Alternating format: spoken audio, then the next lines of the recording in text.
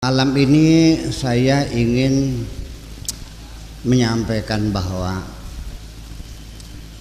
kita melihat dengan apa? Mata, mendengar dengan telinga, berbicara itu yang kita kenal. Sebetulnya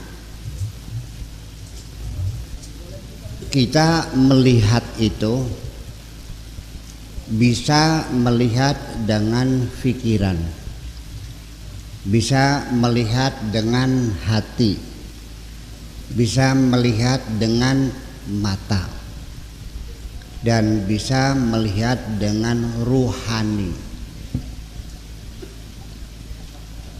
Mana yang lebih tepat penglihatan kita? Ternyata bukan dengan mata, tapi penglihatan hati. Lebih akurasinya lebih tinggi. Bahkan oleh Allah Subhanahu wa taala dijamin kalau yang melihat itu hati tidak bisa dibohongi.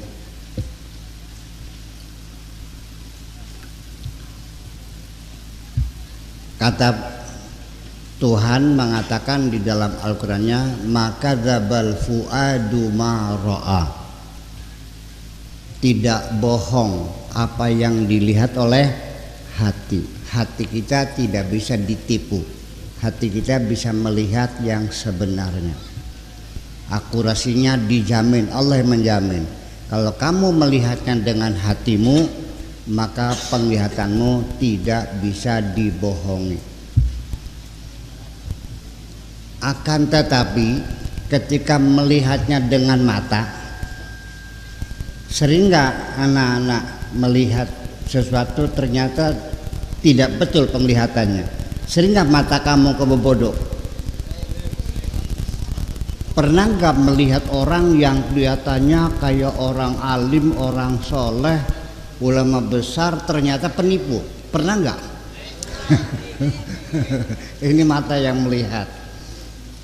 Asal pakai jilbab kan gitu, sama bawa tasbih, dikiranya imro'ah solihah, ternyata pelacur gedean. Mungkin nggak? Sering. Itu mata kita sering dibohongi. Oleh karena itu, malam ini saya ingin mengajak bapak-bapak, ibu-ibu sekalian. Nah, ibu-ibu tadinya biasa duduk di sini, kan dimana duduknya? Sana jauh. Halo, assalamualaikum. Ya, saya ingin mengajak bahwa jangan lagi mempercayai penglihatan mata kita. Kita pernah tertipu sekali oleh orang. Mungkin gak kita ketipu lagi oleh orang itu kedua kali? Gak bisa, udah. Sekali ketipu untuk selamanya kita tidak percaya lagi. Tetapi ketika penglihatan mata kita yang tertipu, kita masih ngotot bahwa saya melihat sendiri. Iya, tercolok mata nih sudah. Penglihatan mata berulang-ulang kita percaya. Pernah nggak dengar berita bohong? Masih dipercaya juga telinga kamu? Nah, ini persoalannya. Jadi oleh karena itu, malam ini saya ingin mengajak kita melihat dengan sesuatu yang lebih pasti, yaitu bagaimana hati kita bisa melihat. Kalau hati kita melihat, dijamin oleh Allah, maka dzabal fuadu ma ra'a. Tidak bohong apa yang dilihat oleh hati. Nah, banyak hal kita tidak bisa melihat. Ternyata Kata Al-Quran lagi, yang buta itu bukan matamu, matamu melihat, tetapi yang buta itu hatimu.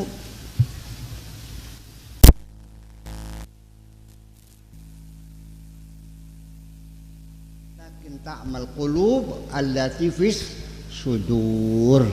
Yang buta itu hati. Hati kita buta, tidak bisa melihat sesuatu.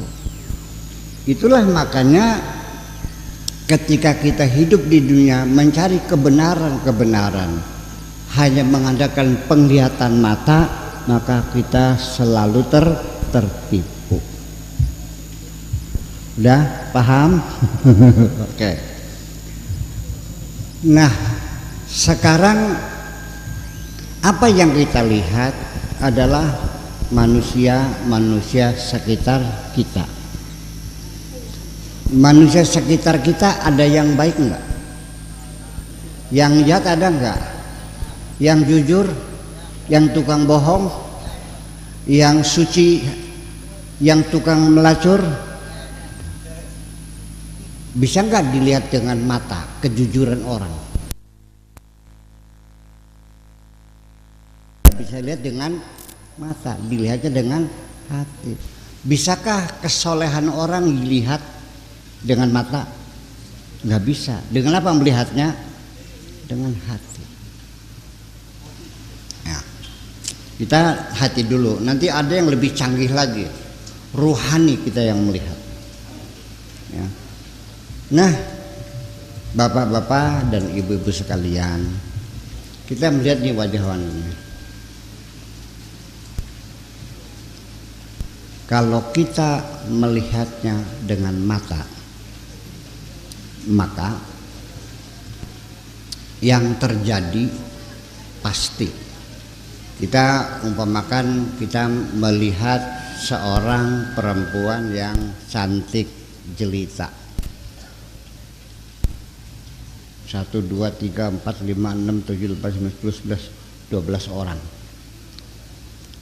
Ada seorang perempuan lewat, bapak-bapak melihat dengan mata. Begitu lewat perempuan, saya tanya, bagaimana menurut Pak Kiai? Ya sedang lah. Yang sebelahnya kemana?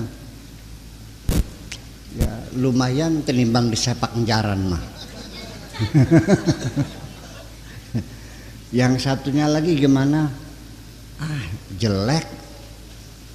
Yang satu lagi, wah cantik. Sebelah, oh cantik sekali. Menurut kamu mana? Luar biasa. Bayangkan, mata kita melihat kecantikan berbeda. Kenapa? Karena mata kita adalah anggota badan kita, ya, merupakan panca indera kita, dan itu pasti subjektif. Ngerti? Subjektif artinya subjektif itu akan terjadi berbeda-beda sesuai dengan kemampuan seseorang itu melihat, yang dipengaruhi oleh pengalaman yang berbeda, umur yang berbeda, lingkungan yang berbeda, ilmu yang berbeda, kekayaan yang berbeda, maka menimbulkan pendapat yang berbeda-beda. Itu satu. Kalau kita perhatikan pendapat yang berbeda-beda ini, yang menyebabkan apa? Yaitu faktor subjektivitas. Yang mengatakan sedang itu pasti orangnya banyak bepergian, banyak pergaulan, ya kan gitu. Sehingga dia punya perbandingan perempuan ini dibandingkan dengan yang lain. Oh segitu mah di Pegagan mah ya sedeng lah. Ya kelas semon mah pating gelitik nih kan. Ya. Yang mengatakan cantik sekali ini dipertanyakan. Ini tidak salah. Yang mengatakan cantik sekali tidak disalahkan karena dia yang melihat dan dia yang menilai, mata-mata dia, pikiran-pikiran dia. Jadi kalau mengatakan cantik sekali jangan disalahkan karena melihat dengan matanya tidak sama dengan matamu. Cuma kita masih harus mencari tahu kenapa dia punya cantik sekali, karena dia terlalu lama tinggal di Kongo. Suasmat. Iya. Jadi cantik sekali. Nah, yang bilang jelek sekali karena terlalu lama tinggal di Perancis. Ya kan? Nah, itulah makanya. Dan sekarang saya nanya, saya pinter nggak? Lah tergantung nantinya. Kalau yang menilai itu profesor doktor yang ada di Perancis, ya mungkin mengatakan lah cuma umum lah gitu. Tapi ini Pegagan, waduh pinternya bukan mahanya, wong Pegagan sekarang. Itulah subjektivitas semacam itu perlu kita waspadai. Selagi kita menggunakan mata, maka penilaian kita pasti akan subjektif. Atau ditambah lagi relativitas,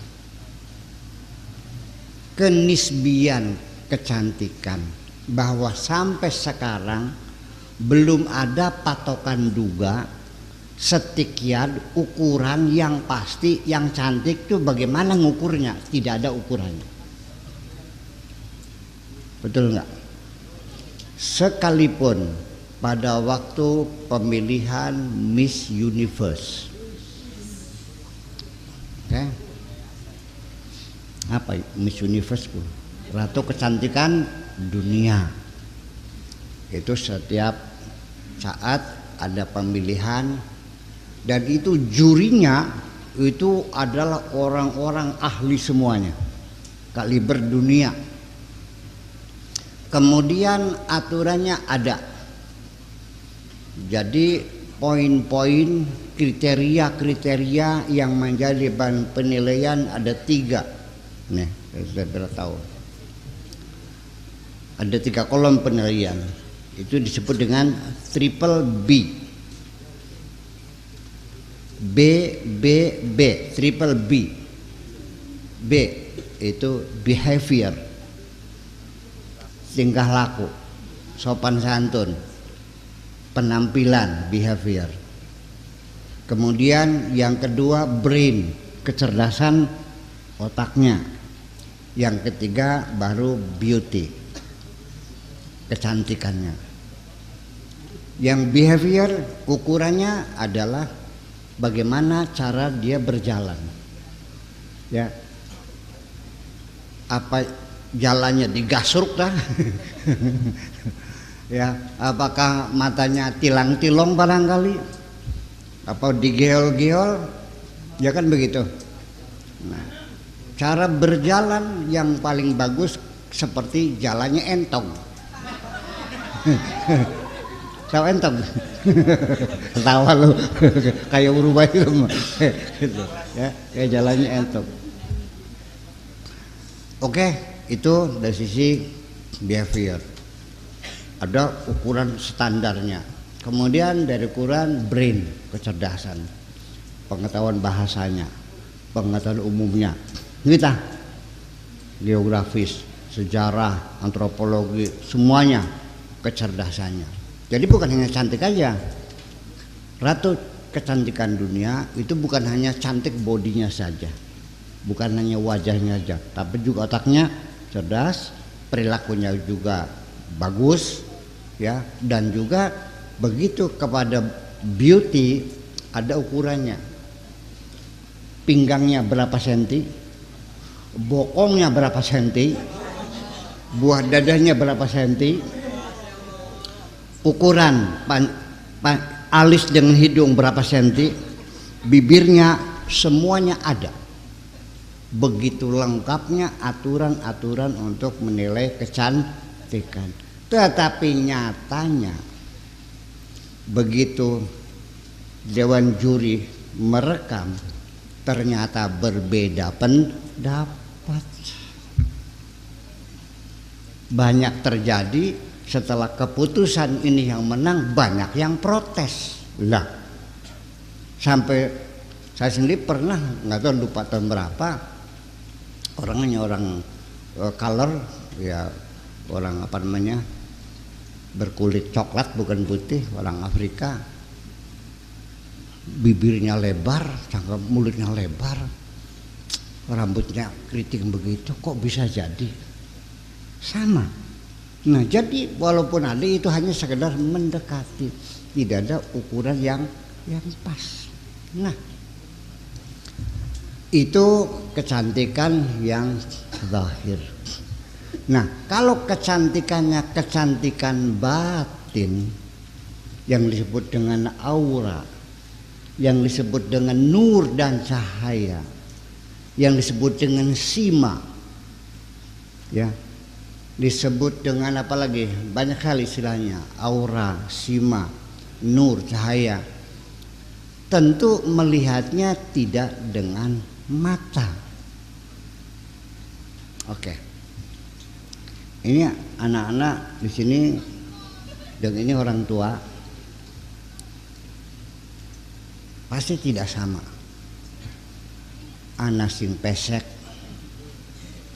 ada yang mancung, ada yang menonjol seperlunya,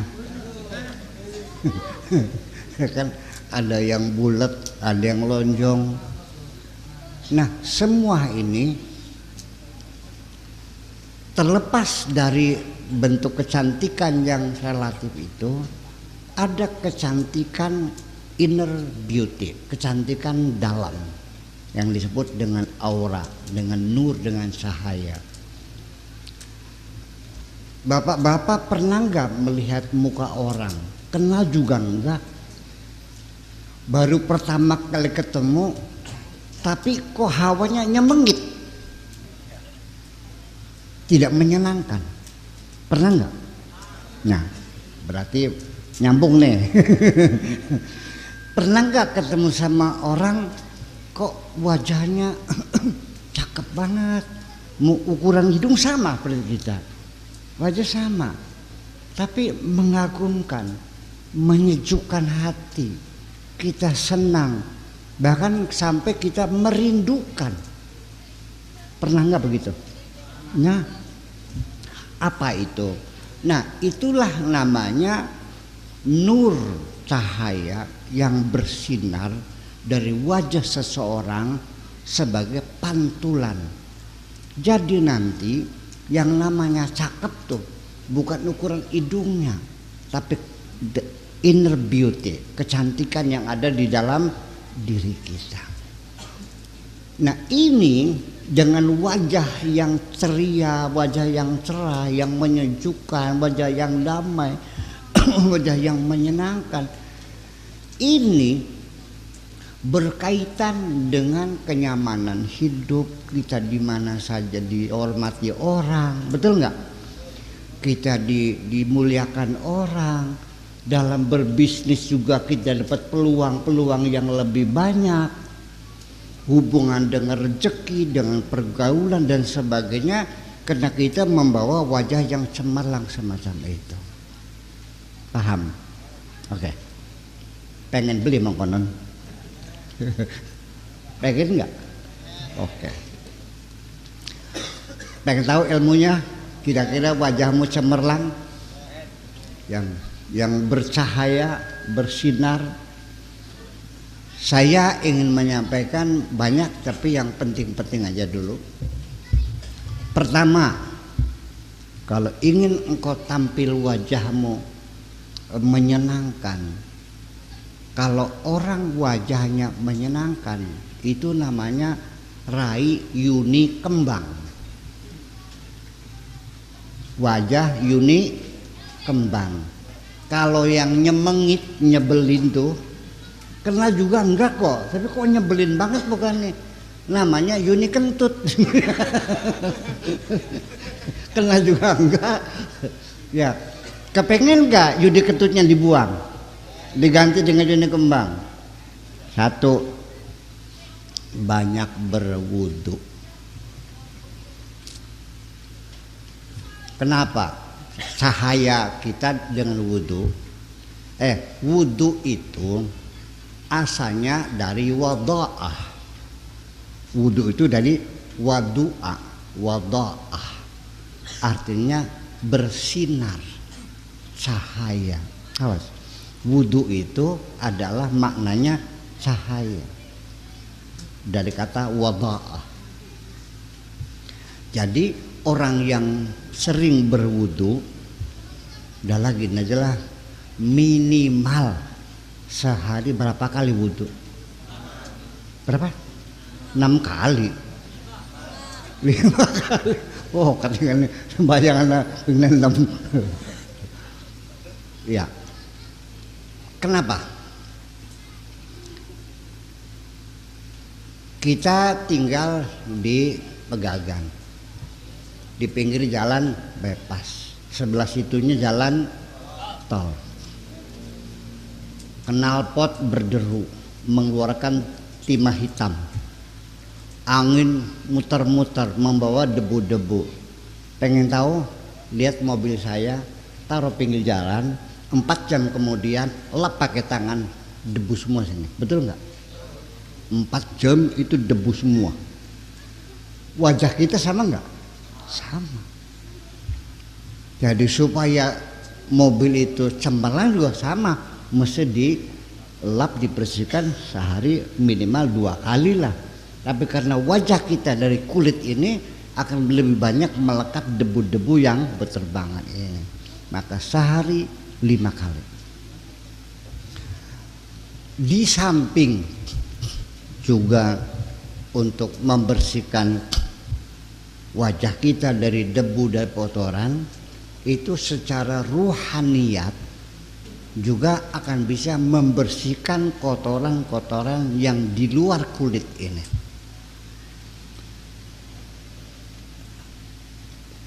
Artinya seharusnya kalau kita lihat di Al-Quran lagi, kan Allah mengatakan inna sholata tanha anil fakhsya'i wal munkar. Sholat itu mencegah kejahatan dan kemungkaran. Betul nggak? Oke. Ada nggak orang yang sholatnya rajin tapi rerasannya rajin? Rerasan tuh ngumpat orang gitu, caci maki orang. Ada nggak orang yang sholatnya jalan tapi kalau malam minggu ke geronggong? Ada nggak?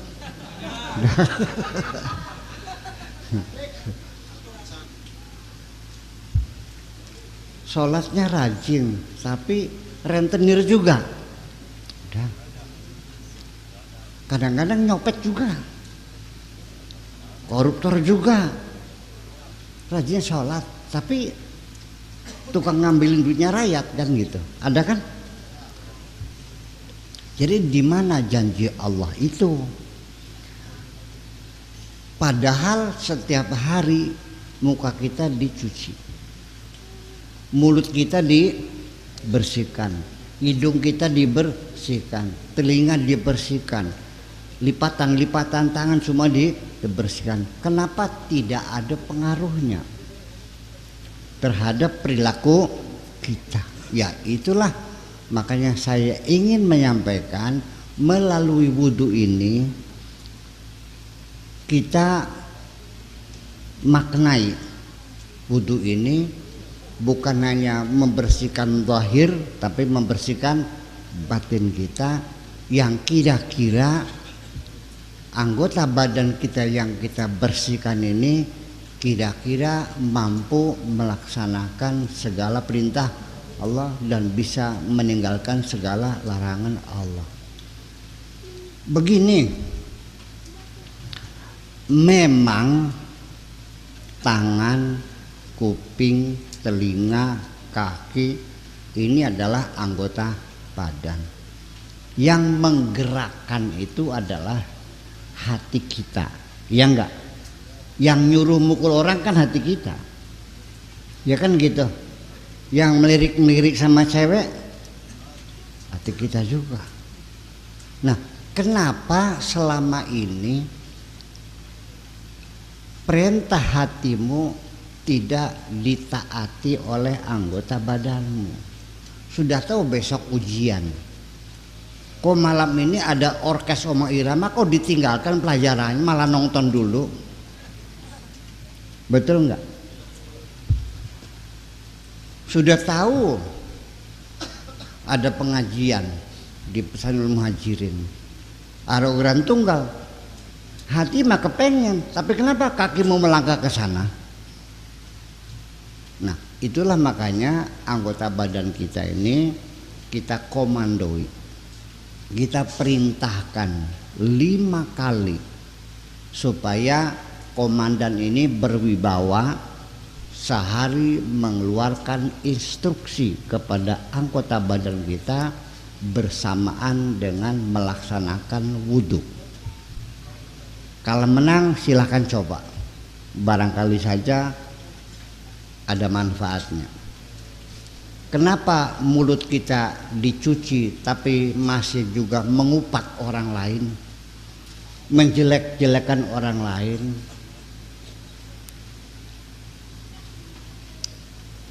Mulai besok, bapak-bapak, ibu-ibu, ketika berwudu jangan menghitung 1, 2, 3. Katakan begitu berkumur-kumur, wahai mulutku, katakan yang benar. Kuprut, kuprut, kuprut, prot. Berkumur yang kedua, wahai mulutku, katakan yang benar. Kuprut, kuprut, prot. 3 kali mulut kita diperintah sekali wudu. Kali 5 kali, berarti berapa kali instruksi? 15 kali. Masa nggak nurut-nurut? Ya. Udah. Ketika kita mencuci muka, hidung ya, katakan wahai hidungku, sedotlah aroma yang harum-harum, ya kan? Ketika kita mencuci muka, bapak-bapak kalau wudhu mencuci muka, kenapa dihitungin 1, 2, 3, kenapa ngitung? Cobalah ketika wudhu, wahai wajahku, menghadaplah kepada Allah. Inni wajjahtu wajhiya lillazi fataras samawati wal ardh. 3 kali sekali wudhu kita perintahkan muka menghadap Allah. Begitu enggak kalau wudhu? Enggak. Nah, ngitung ya? 1, 2, 3 gitu. Pantes. Ketika kita mencuci tangan, wahai tanganku, laksanakan segala perintah Allah. Ketika kita mengusap kepala, wahai kepalaku, pikirkan kebesaran Allah.